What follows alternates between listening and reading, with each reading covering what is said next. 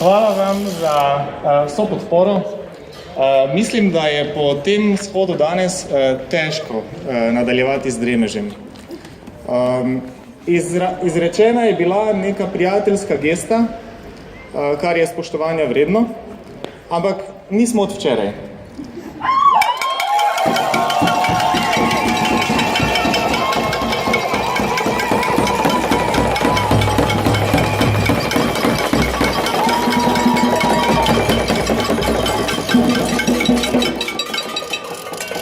Torej, držimo se dejstev in ciljev in naj osvežim 4 zahteve in vsi skupaj bomo ocenjevali, kako prijateljski smo, ko pride do dela, do izvajanja teh ciljev. Prva točka, break free gibanja. Namesto, da se išče 50 milijonov evrov vsako leto za TEŠ6 in 20 milijonov evrov vsako leto za novo termoelektrarno v Ljubljani, naj se ta denar usmeri v čiste obnovljive vire energije in učinkovito rabo energije.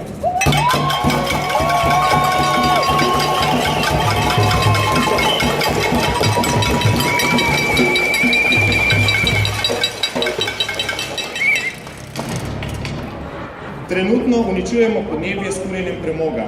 Približno 1/3 naše elektrike se proizvaja z premoga. Če smo resni glede opuščanja fosilnih goriv, mora premog ven. Druga točka. Hočemo načrt opuščanja premoga v slovenski energetiki, ki je pravičen do prebivalstva, ki spoštuje delavce, ki trenutno živijo od kopanja premoga, ki spoštuje lokalno skupnost, ki je zgrajena okoli kopanja premoga in izpelje tranzicijo na pravičen način.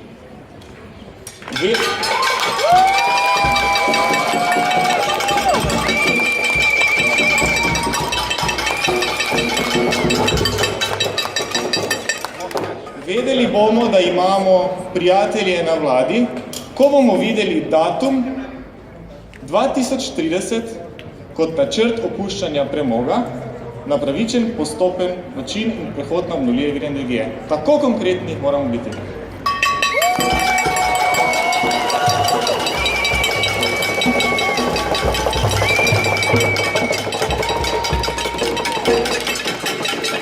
Tretja točka.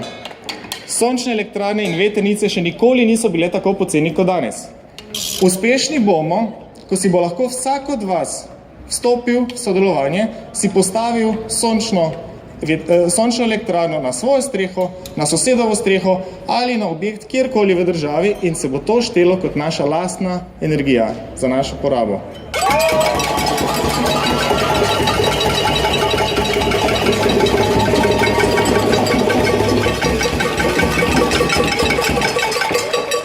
In zadnja točka, trajnostna prometna politika, pomeni, da več 100.000 Slovencev, ki se danes mora voziti z avtomobilom na delo vsakodnevno, da tega ne bodo rabili več početi, ker bomo imeli kakovosten javni prevoz, ki ga bodo napajali obnovljivi viri energije.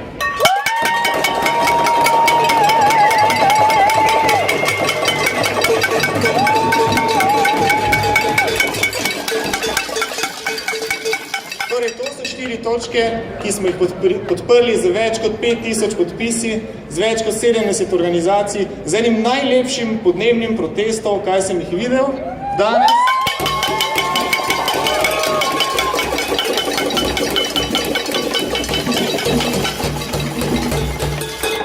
In veseli bomo vlade, ki bo te zahteve spravila v zakonodajo. Hvala.